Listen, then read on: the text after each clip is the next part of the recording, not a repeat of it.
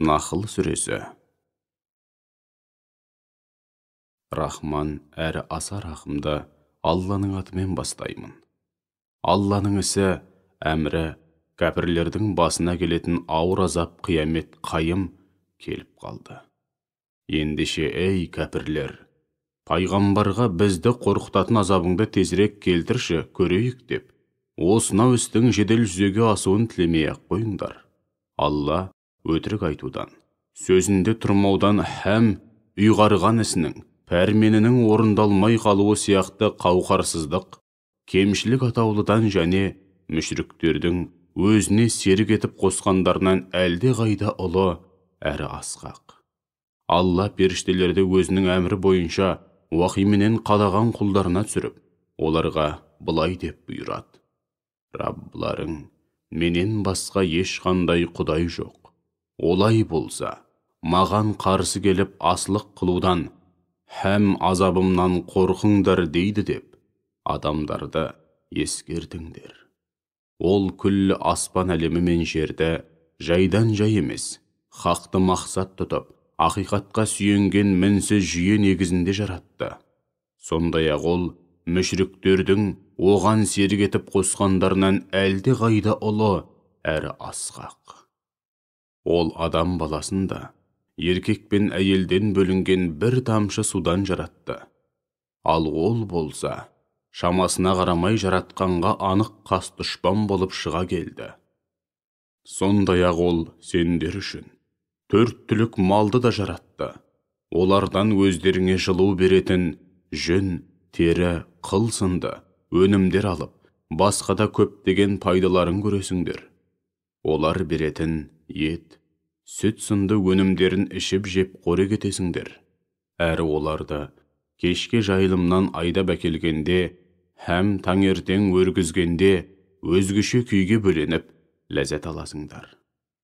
Міне, сол жануарлар жүктеріңді шалғай елді мекендерге жеткізіп беруде. Егер олар болмаса, ол жерге машақатқа түсіп, арып ашып, зорға жетер едіңдер. Шүбәсіз, Раббыларың өте мейірбан, әсіресе әлжуаз, шарасыз құлдарына ерекше мейірімді. Ол сендер мінсін, әрі сәндеріңді келтірсін деп жылқыны, қашырды және есекті жаратты.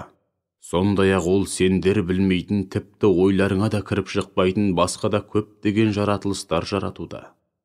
Тура жолды меңзеу Аллаға тиесілі, яғни Алланың ісі.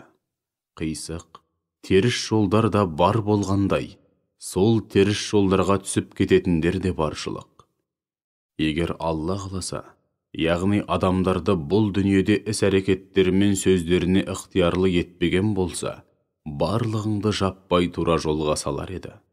Ол сендер үшін аспаннан жауын жаудырды.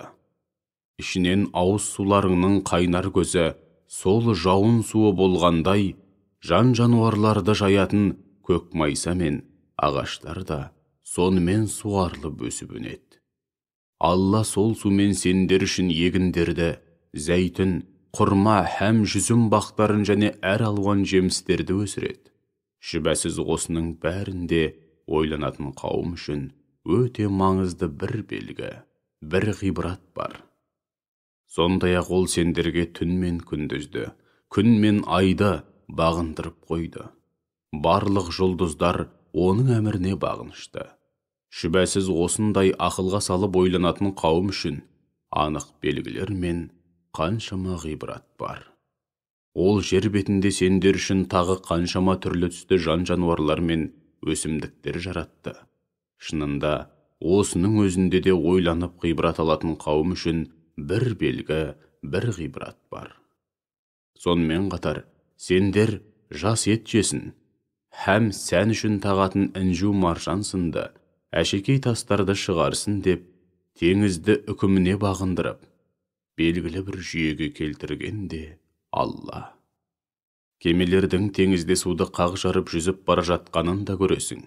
Міне осының бәрі сендерге оның шексіз шарапаты мен түгесілмес қазынасынан өз несібелеріңді табуларың және осынау нығметтері үшін, оған үнемі шүкіршілік етулерің үшін. Сондай-ақ, айналғанда сендерді шайқалтып, теңселтпесін деп, жерге мызғымас берік қазықтар, таулар қағып қойды. Әрі онда барамын деген жерлеріңе қиналмай, адаспай жетулерің үшін өзендер мен жолдар, өткелдер жасады. Һәм жолдарыңды адаспай табуларың үшін тағы басқа көптеген белгілер орнатып қойды. Соның ішінде түн қатып жол жүретін көптеген адамдар жұлдыздарға қарап жол табады. Ендеше өздерің ойланып көріңдерші. Бәрін жоқтан жаратқан Алла еш нәрсе жаратпайтынға, пұттарға ұқсай ма? Сәл де болса ойланып ғибрат алмайсыңдар ма? Егер Алланың нығметін санайтын болсаңдар, санына әсте жете алмайсыңдар. Шүбәсіз Алла қанша күнә жасаса да, тәубесіне келген құлдарына өте кешірімді, ерекше мейірімді. Алла нені жасырып, нені жария етіп жүргендеріңді жақсы біледі. Мүшриктердің Аллаға серік етіп, алдында құлдық ұрып дұға мінәжат етіп жүрген адам, періште, жын, табиғат немесе меңіреу пұттары еш нәрсе жарата алмайды. Бір нәрсе жаратпақ түгілі олардың өздері жаратылуда. Анығында олар тірі емес, өліктер. Сондықтан олардың барлығы өздеріне өмір сыйлайтын біреуге мұқтаж. Олар тіпті қашан қайта тірілетінін де білмейді. Олай болса, құдайларың теңдесі жоқ жалғыз құдай.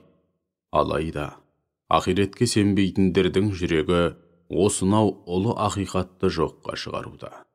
Анығында олар онсыз көкірек керіп, тәкаппарлыққа салынуда.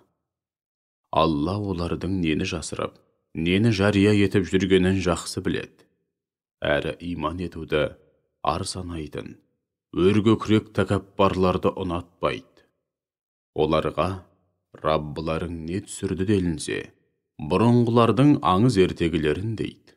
Сондықтан олар қиямет күні өз күнәләрін толық арқалаумен қатар, білімсіздікпен өздері адастырған әлдекімдердің де күнәләрінің бір бөлігін арқалайтын болады. Расында олардың арқалаған жүгі қандай жаман еді. Олардан бұрынғылар да өздеріне келген пайғамбарларға тұзақ құрған еді. Алайда Алла олардың құрған тұзақтарын және үйлері мен ордаларын түп негізмен қопарып тастағанда, шаңырақтары төбелеріне құлап түсті. Міне осынау азап оларға ойламаған, күтпеген жерден келген еді. Содан кейін қиямет күні Алла олардың абыройын айрандай төгіп масқара қылады. Әрі оларға: қане, менің серіктерім, сендер оларды маған тең көріп, солар үшін мүміндерге қас дұшпан болған едіңдер деп айтады. Ал өздеріне ілім нәсіп етілгендер болса, ол күні шүбәсіз бүгін масқарашылық, қорлық әрі жамандық атаулының бәрі кәпірлердің еншісінде деп кәпірлерді табалайды. Періштелер мұндай кәпірлердің жанын күпірлік пен күнәға белшесінен батып, өз-өздеріне қиянат жасап жатқан кездерінде алады. Олар азап періштелерін көргенде бірден тізе бүгіп, біздің қандай да бір жамандық істейміз деген ниетіміз болмаған еді деп ақталуға тырысады. Сонда оларға: жоқ. Алла сендердің қай істі қандай ниетпен істегендеріңді өте жақсы біледі. Ендеше жаһаннам қақпаларынан онда мәңгі бақи қалу үшін кіріңдер делінеді. Өркөкірек тәкаппарлардың ақырғы мекені, тұрағы қандай жаман еді. Аллаға асылық қылып күнәға батудан қорыққан тақуа жандарға Раббыларың не түсірді делінсе, олар тек жақсылық түсірді деп жауап береді. Бұл дүниеде өзінің әрдайым Алланың назарында екенін жадынан шығармай, үнемі игі істер істегендер үшін ешкімнің ойына да кіріп шықпаған керемет тосын сый бар.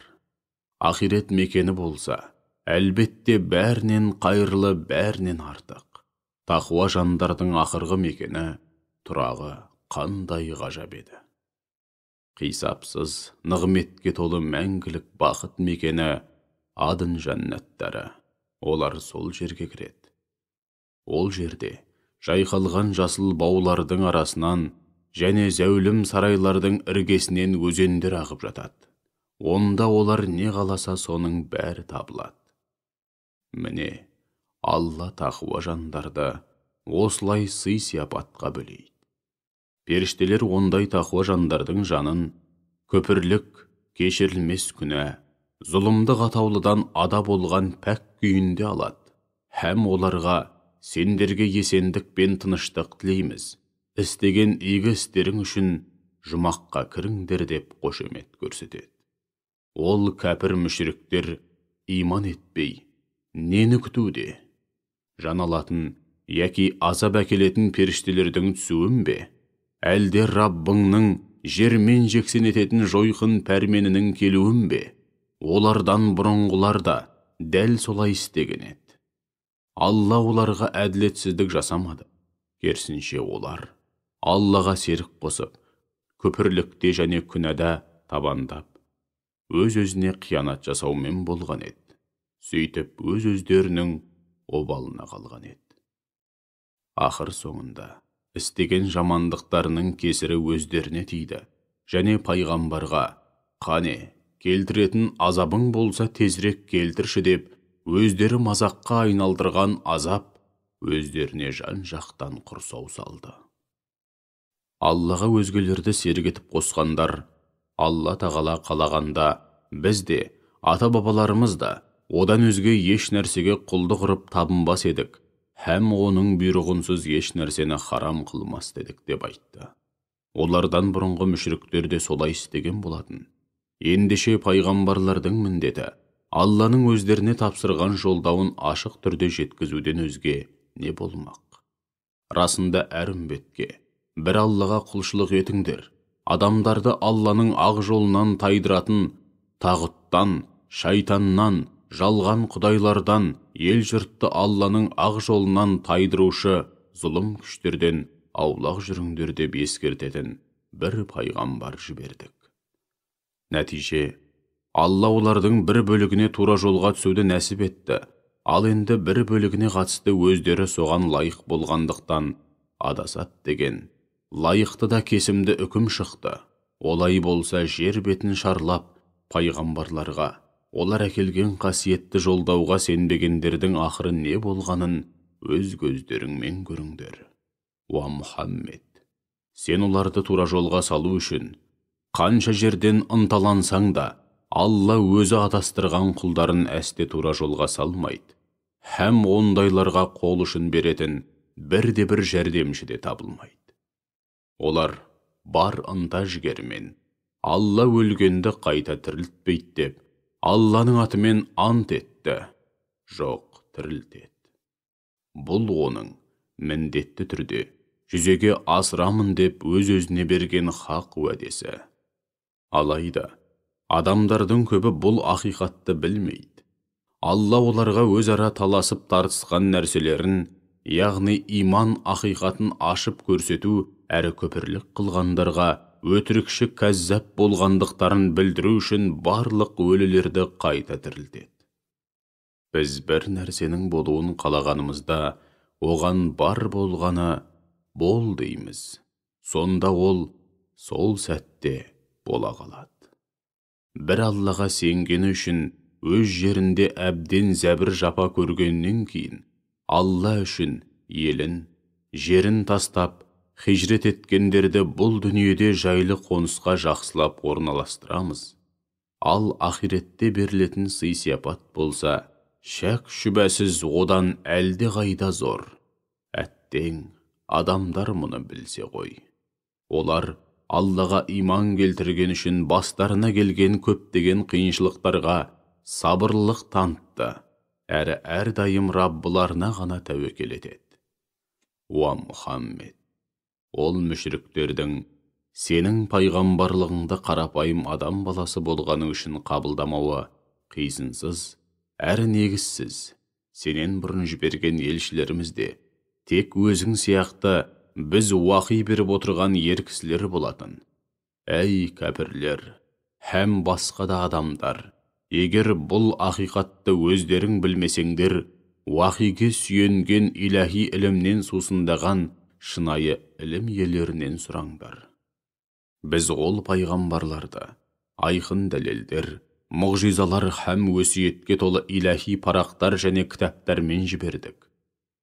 Уа Мұхаммед, саған да осынау зікірді, Құранды, адамдарға түсірілген ақиқаттарды, иләһи үкімдерді, уағдалар мен ескертулерді ашып түсіндіруің үшін түсірдік. Бәлкім олар шындап, әрі жүйелі түрде ойланар. Хақ діннің адамдар арасында кең етек жаюына кедергі жасау үшін түрлі жұмысқа айла амал істегендер Алланың өздерін жерге жұтқызып жібермейтіндігіне немесе күтпеген жерден келетін жойқын азаптың бастарына орнамайтындығына кәміл сенімді ме? Яки тіршілік күйбеңімен ары-бері жүргендерінде Алланың азабының өздерін тырп еткізбей бас салмайтындығына сенімді ме? Ондай жағдайда олар Алланың азабына әсте тосқауыл бола алмайды. Немесе естерін жиып, жөнге келер деп күш-қуаттарын, мал-мүліктерін бірте-бірте кеміте һәм үрейлерін ала отырып, ақырында тырп еткізбей, бас салмайтынына сенімді ме? Міне, Алла тағала ауыр азапқа душар етпей тұрып, осылай жиі ескерту жасап, мұрсат береді. Өйткені Раббыларың құлдарына шын жанашыр, ерекше мейірімді. Олар Алла жаратқан әрбір нәрсенің көлеңкесінің бір Алланың әміріне бас иіп, сәжде еткен күйде, бірде оң жақтан, бірде сол жақтан түсіп, айналшықтап жүргенін көрмеді ме? Күллі аспан әлемі мен жердегі барлық тіршілік иелері мен періштелер Аллаға сәжде етеді, һәм әсте көкірек керіп, тәкаппарланбайды. Олар өздерінің жалғыз иелері, Раббыларынан шынайы түрде қорқат әрі өздеріне бұйырылғанды бұлжытпай орындайды. Алла тағала көп құдай бұлай тұрсын. Тіпті екі құдайды да тәңір тұтпаңдар, ол тек жалғыз құдай. Ендеше өздеріңді қор қылатын көп қорқыныштан құтылып, менен ғана қорқыңдар деп бұйырды. Күллі аспан әлемі мен жердегінің барлығы оның иелігінде, толық мойынсыну, мінсіз құлшылық әрдайым оған арналады. Солай бола тұра, Алладан өзгеден қорқасыңдар ма? Қолдарыңдағы нығмет атаулының барлығы Алладан келді. Һәм содан кейін қандай да бір зиянға ұшырап, қиындыққа тап болсаңдар да, оған жалбарынасыңдар. Алайда ол сендерді сол зияннан, қиындықтан құтқарғаннан кейін, араларыңнан бір топ шығып, бірден өздерін жоқтан жаратқан, қамқор болған, сансыз нығметке бөлеген, қиындықтардан құтқарған Раббыларына өзгелерді серік ете бастайды. Олар осылай өздеріне берген нығметтеріміздің қадіріне жетпей күнәға батады. Ендеше, ей жақсылық түсінбейтін, рахметі жоқ кәпірлер, өздеріңе берілген нығметтердің қызығын көре тұрыңдар. Мұншама нығметтің қадірін білмеудің ақыры не екенін әлі-ақ білетін боласыңдар. Ол мүшіріктер өздеріне ризық ретінде берген нығметтерімізден не екені, яғни мәнісін, ақиқатын өздерде білмейтін нәрселерге, меңіреу пұттарға үлес бөледі. Яғни соларға арнап құрбандық шалып, солардың атынан садақа береді. Ей мүшіріктер, Аллаға серт. Сендер өз ойларыңнан шығарған осы өтіріктерің үшін міндетті түрде жауапқа тартыласыңдар. Сондай-ақ олар Аллаға қыз балаларды телейді. Алла балалы болудан асқақ. Ал өздері жақсы көріп қалаған ұл балаларды өздеріне ғана лайық көреді. Олардың бірі қызды болдың деп сүйіншіленгенде жүзі түтігіп, іштей ашуға булығады. Содан ол өзіне жеткен хабардың, өзінің ойынша жайсыздығынан ел жұрттың көзіне түспеуге тырысады. Енді не істейді? Өмір бойы мұндай қорлыққа шыдап, ол бейшараны қолында ұстай ма? Жоқ әлде, тірідей жерге көміп тастай ма? Олар өздерінше өз балаларын ұл қыз деп алалау және Аллаға бала телу арқылы қандай жаман үкім беруде. Ақиретке сенбейтіндерге осындай жамандық мысалы жағымсыз сипаттар тән әрі олар тек жағымсыз сипаттармен еске алынады. Ал барша үлгі болатын ең ұлы қасиеттер бір Аллаға тән, әрі ол тек осынау ұлы қасиеттермен еске алынады. Ол азиз, бәрінен үстем, асқақ, әрі ұлы, хаким, әр ісімен үкімінде көптеген хикметтер болатын асқан даналық иесі. Егер Алла адамдарды өздеріне немесе өзгеге жасаған зұлымдықтар үшін бірден жазалайтын болса, онда жер бетінде бірде-бір қыбырлаған тіршілік иесін қалдырмас еді. Алайда Алла оларға мұрсат беріп, үкімін белгілі уақытқа дейін кейінге қалдыруда. Алла оларға берілген уақыт таусылып, ажалы жеткенде олар оны бір сәтке болсын кейінге шегереде, тездете де алмайды. Осылайша ол мүшриктер өздері ұнатпайтын, өздеріне лайық емес деп есептейтін нәрселерді Аллаға телейді, Аллаға лайық көреді. Һәм сөйте тұра, олар ең жақсы нәрселердің әрі екі дүниедегі ең жақсы нәтиженің өздеріне ғана тән екенін алға тартып, тынбастан өтірік айтады. Әйтсе де олардың сыбағасы тозақ оты ғана. Һәм олар тозаққа айдалатындардың алды болады. О Мұхаммед, Аллаға серт, сенен бұрында көптеген мүшрик қауымдарға пайғамбарлар жібердік. Алайда шайтан оларға жат істері мен қылықтарын кереметті етіп көрсетті. Сол үшін олар пайғамбарларды мойындамады. Міне сол шайтан бүгін де олардың жақын досы. Оларға да бұрынғы кәпірлер душар болған жан төзгісіз азап бар. О Мұхаммед, саған бұл кітапты, қасиетті Құранды адамдардың өзара келісе алмаған, әсіресе сенім мәселелеріне қатысты ақиқатты ашып түсіндіруің үшін һәм иман келтіретін қауымға тура жолға бастаушы және рахым болсын деген мақсатта ғана түсірдік. Алла көктен жауын жаудырды және өлген жер бетіне онымен қайта жан бітіреді. Міне осында болмыстың үніне және уахиге құлақ асатын қауым үшін анық белгі ап-айқын дәлел бар. Расында төрт түлік малда да сендер үшін ерекше ғибрат бар. Сендерге олардың ішек қарнындағы жын мен қанның арасынан бөлініп шығатын, ішкен адамның тамағынан жеңіл өтетін, жағымды тап-таза сүт ішкіземіз. Сондай-ақ құрма ағашының жемісі мен жүзімнен де шарап пен керемет таза, пайдалы әрі дәмді азық түліктерін аласыңдар. Міне осында да ақылға салып ойланатын қауым үшін анық белгі, айқын дәлел бар. Раббың бал арасына, тауларға, ағаштарға, адамдар жасаған жаппалар, күркелер мен омарталарға да ұя сал. Содан кейін түрлі жемістермен қоректеніп, жиған қорегіңмен Раббыңның сен үшін оңтайластырған, яғни жеңілдетіп қойған ұяңа жеткізетін жолдарына түстеп аян берді. Араның қарнынан адамдарға шипа болатын түрлі түсті шәрбәт бал шығады. Расында осында да терең әрі жүйелі түрде ойланатын қауым үшін анық белгі, айқын ғибрат бар.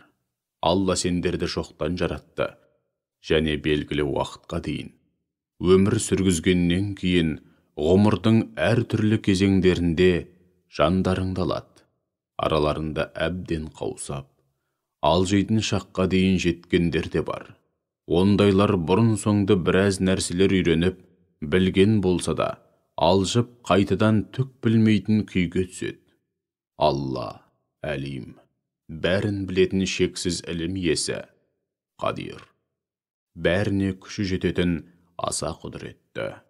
Алла ризық несібе тұрғысынан біріңді біріңнен үстем артық қылды. Ризық несібе тұрғысынан үстем етілгендер қол астындағы құлдары мен қызметшілеріне байлықта өздерімен терезесі теңесетіндей дәрежеде мал пұл бермейді. Ендеше олар қалай ғана Алланың өздеріне берген нығметін мойындамайды, әрі оған өзгелерді серік етіп қосады. Сондай-ақ Алла өз болмыстарыңнан өздерің үшін жұбайлар жаратты.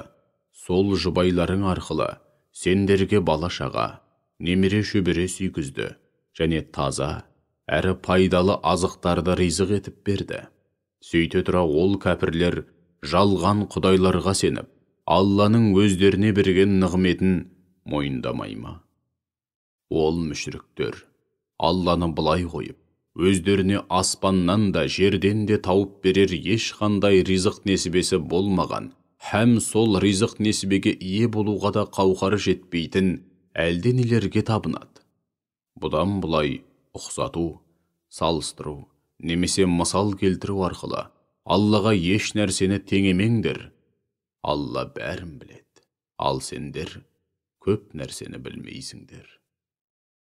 Алла көп құдайға құлды құрған бейшара мен бір Аллаға ғана құл болған адам арасындағы айырмашылықты түсіндіру үшін мынандай мысал келтірді. Біреу, әлде біреудің құлақ кесті құлы болғандықтан еш нәрсеге құзыры жетпейтін бейшара адам. Ал екіншісі, біз өзіне керемет, мол ризық несібе берген, әрі сол несібесінен жасырын һәм жария түрде игі жолда жұмсайтын еркін адам. Бұл екеуі тең бе? Бар мақтау мен шүкіршілік адам баласын ерікті етіп жаратқан және оның еркіндігін қорғау үшін хақ дін түсірілген күллі болмыстың жалғыз иесі Аллаға тән. Алайда адамдардың көбі мұны білмейді. Сондықтан әлденелерді құдай тұтып, оларға құлды құрады. Алла осы ақиқатты түсіндіру үшін тағы да екі адамды мысалға келтірді. Ол екеуінің біреуі қолынан түк келмейтін, иесіне масыл болған мылқау, иесі оған қандай іс тапсырса да, одан ешқандай қайырлы, оңтайлы нәтиже шығара алмайтын бейшара. Енді осындай бейшара адам мен өзгелерге әділ болуды бұйыратын, әрі өзі де тура жолда болған адам тең бе? Күллі аспан әлемі мен жердің тылсымын һәм ондағы болашаққа қатысты сырларды білу бір Аллаға ғана тән. Ал сол ғайыптың бірі қиямет, Алланың құдіретімен қас қағым сәтте, тіпті одан да аз уақытта орнайды. Шүбәсіз Алла барлық нәрсеге толық құдіретті. Жан-жануарларға туа бітті түйсік беріп, оларды өмірге тез бейімделіп кететінді етіп жаратқан Алла сендерді аналарыңның құрсағынан түк білмейтін күйде шығарды. Һәм сендерге шүкіршілік етулерің үшін, һәм өмірге бірте-бірте бейімделу, үйрену арқылы толыққанды адам болып қалыптасуларың үшін есту қабілетін, көз және жүрек, яғни жүректегі рухани сезімдерді нәсіп етті. Олар аспан кеңістігінде Алланың әміріне, орнатқан заңдылықтарына толық бағынған күйде самғап ұшқан құстарға зер салып қарамай ма? Оларды сол кеңістікте құлатпай ұстап тұрған Алладан басқа ешкім емес. Әлбетте, осының өзінде иман келтіретін қауым үшін көптеген белгілер, дәлелдер бар. Алла сендерге өздерің, әрі малдарың үшін тұратын, әрі тынығып демалатын үйлер, қора-жайлар салуды нәсіп етті. Сондай-ақ 4 түлік малдың терісінен көшіп қонған күндеріңде алып жүруге, құрауға, һәм жинауға ыңғайлы жеңіл үйлер, жаппалар, тағы сол сияқты жасап алуды, әрі олардың жүнінен, жабағысы мен қылынан белгілі уақытқа, яғни дүниеден қозғанға дейін, киім-кешек, көрпе-жастық, төсеніш сынды тұрмыстық бұйымдарды және саудаға салатын заттарды жасауды нәсіп етті. Яғни аян беріп үйретті. Алла жаратқан нәрселерінен сендер үшін саябақтар, тауларда панажайлар, сондай-ақ сендерді ыстықтан һәм суықтан сақтайтын киім-кешектер мен соғыста ауыр жарақат алудан сақтайтын сауыттар жаратты. Міне осылайша Алла өзіне толық бағынған шынайы мұсылман болсын деп сендерге берер нығметін және ең үлкен нығметі хақ дін исламды толықтыруда. Уа Мұхаммед, егер олар осынау нығметтердің қадірін түсінбей, күпірлікте қасарысқан күйде сырт айналып кете берсе, сенің міндетің бар болғаны ақиқатты ашып түсіндіру әрі жеткізу ғана. Ол мүшіріктер өздері өмір бойы қызығын көріп келе жатқан нығметтердің Алладан келгенін іштей біліп мойындаса да, Алладан өзгеге құлдық ұрып табыну арқылы осынау нығметтерді жоққа шығарады. Олардың басым көпшілігі жақсылықты түсінбейтін рахметі жоқ кәпірлер. Күндердің күнінде әр үмбеттен оларға хақ діннің жеткендігіне куәлік ететін бір куәгерден шығарамыз.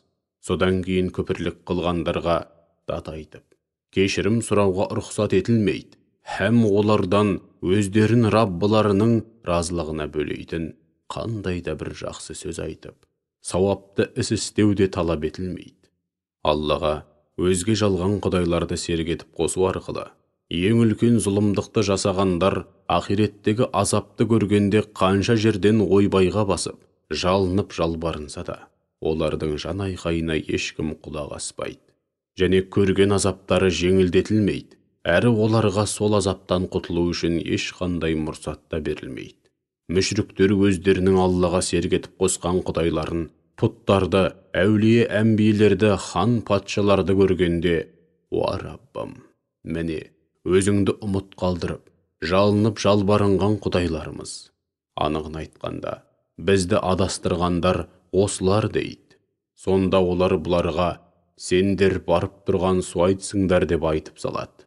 Сөйтіп ол күні кәпірлердің барлығы амалы құрып, Алланың алдында тізе бүгеді. Ойларынан шығарған жалған құдайлары оларды тәрк етіп көзден ғайып болады. Өздері күпірлік қылып, онымен қоймай ел жұртты Алланың жолынан қақпайлағандарға келсек, оларға өздері бұзылып, қоғамның да шырқын бұзғаны үшін азап үстіне азап қосып береміз.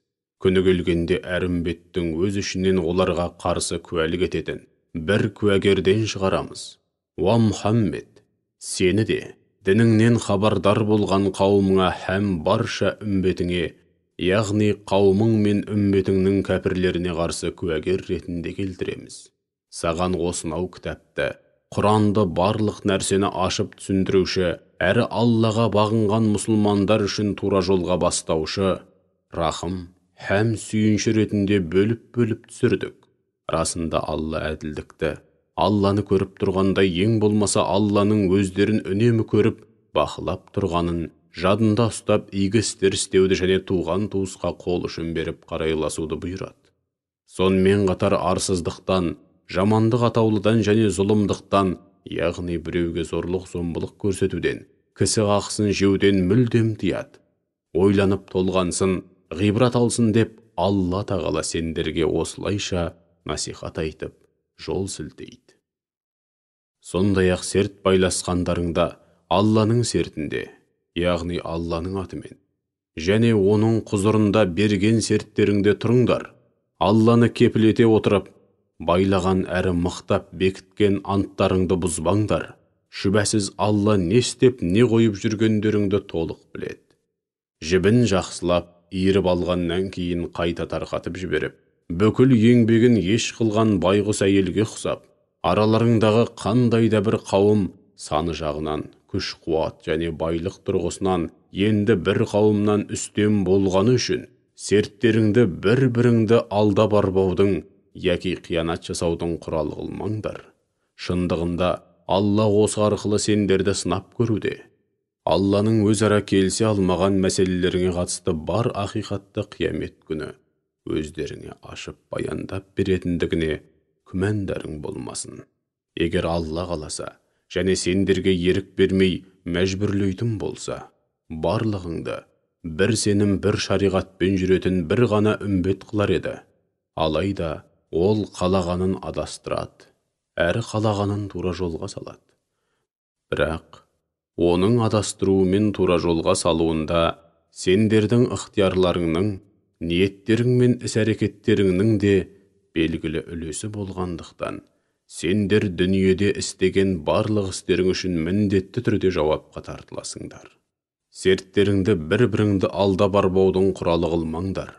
Әйтпесе тура жолға түсіп, аяқтарыңды нық басқаннан кейін өз аяқтарың да, сендерді үлгі тұтқан өзге ел жұрттың аяғы да тура жолдан тайып кетуі әбден мүмкін.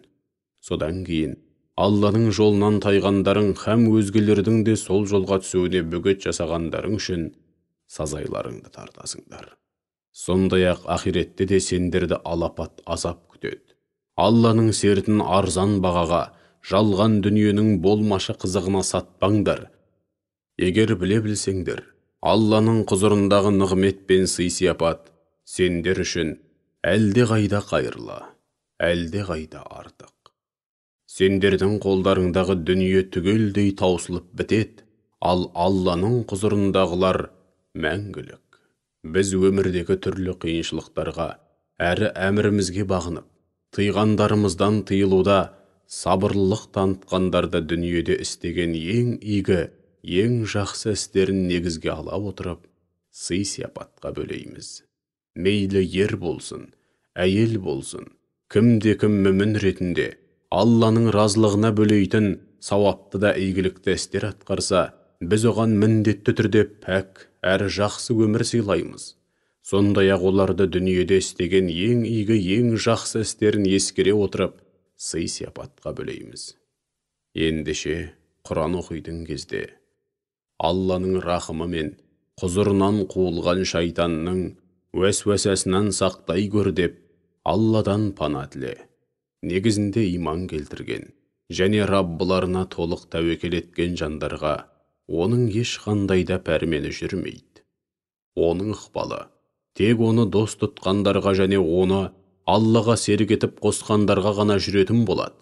Біз хақ діннің негіздерін адамдардың ой-санасы мен жүректеріне жақсылап орнықтыру және оны кемеліне жеткізу кезеңінде уақытқа һәм басқа да талаптарға сай етіп, қандай да бір аяттың орнына басқа бір аят түсіргенімізде, Алла алдыңғы аят пен кейінгі аятта не түсіргенін жақсы білетін болса да, уа Мұхаммед, саған кәпірлер, сен бар болғаны Алланың атын пайдаланып жүрген өтірікшісің дейді.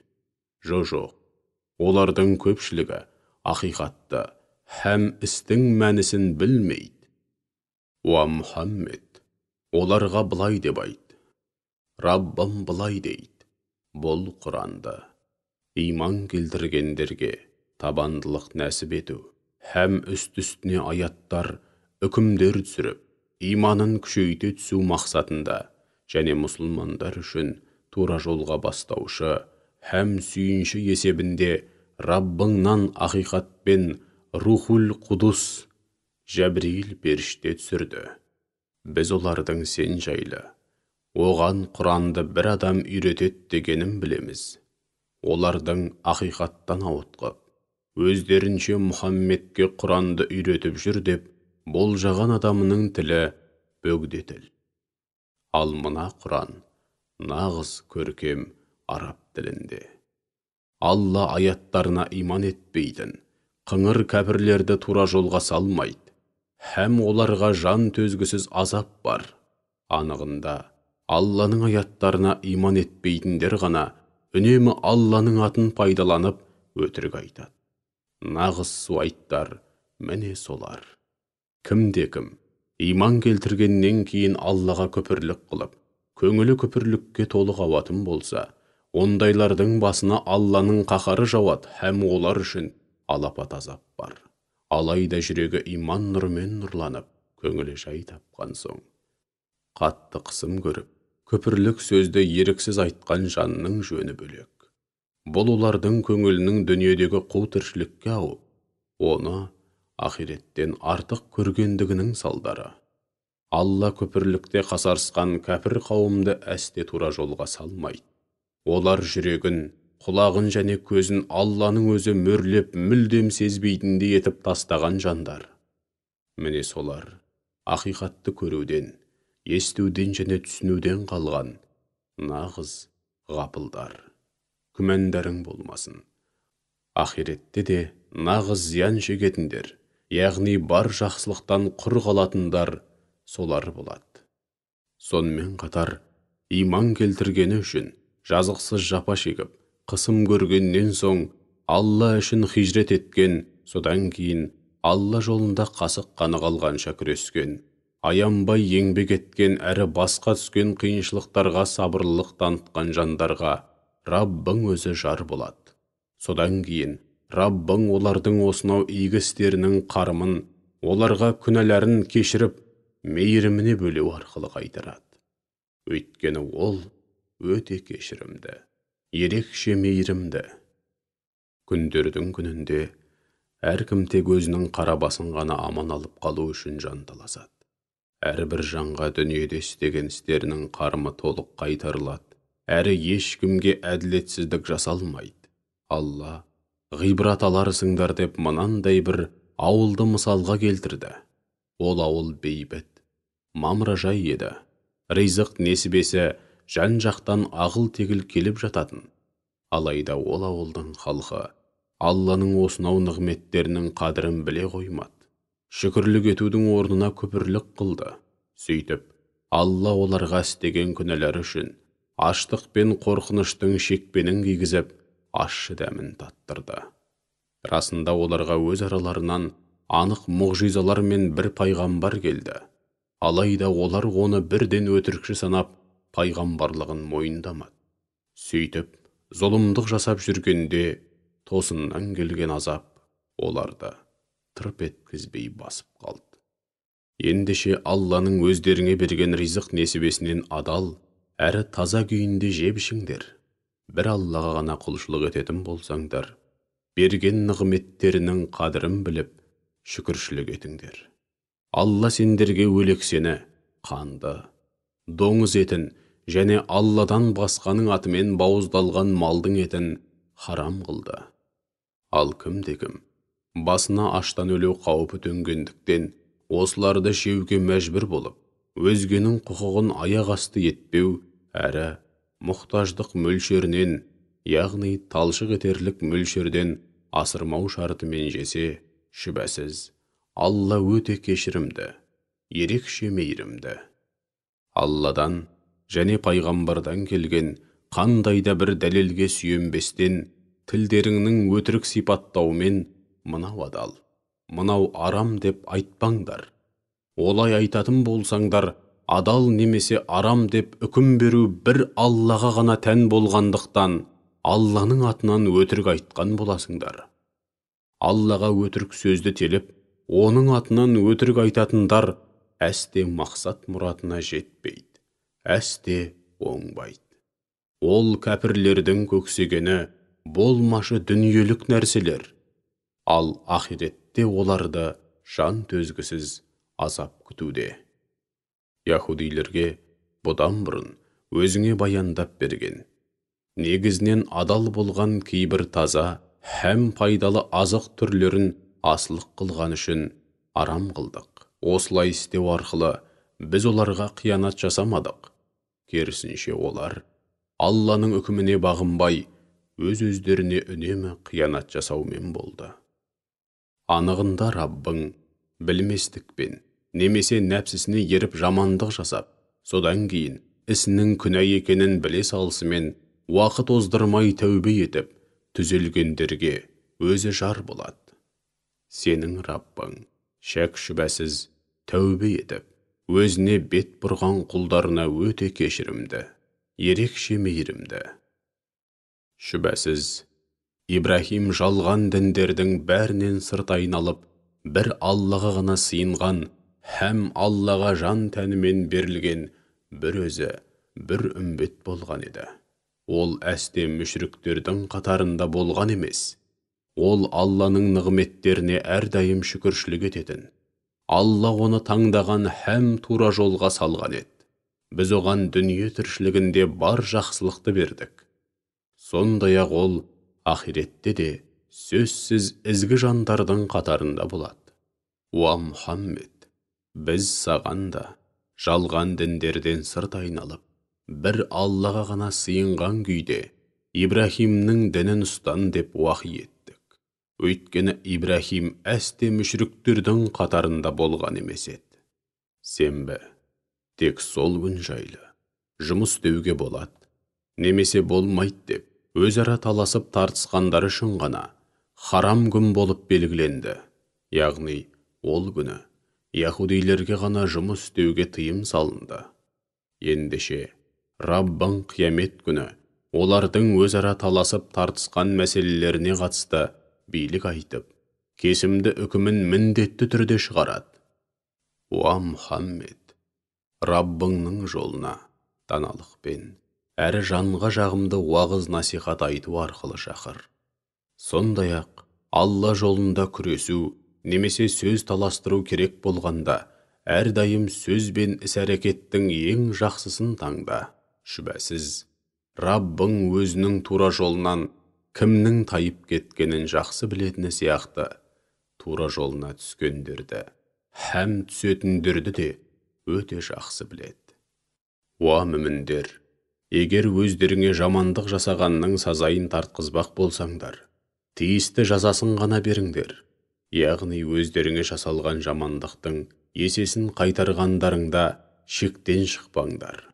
Ал егер сабырлық танытып, кешірім етсеңдер, олай істеу сабырлық танытқандар үшін әлде қайда қайырлы. Уа Мұхаммед, сен сабырлылық таныт. Өйткені сенің сабырлылық танытуың бір Алла үшін, әрі оның қолдауымен ғана болады. Күпірлікте қасарысқандар үшін, яғни олардың жат қылықтарына, өзіңнен сырт айналғанына бола мұңайма.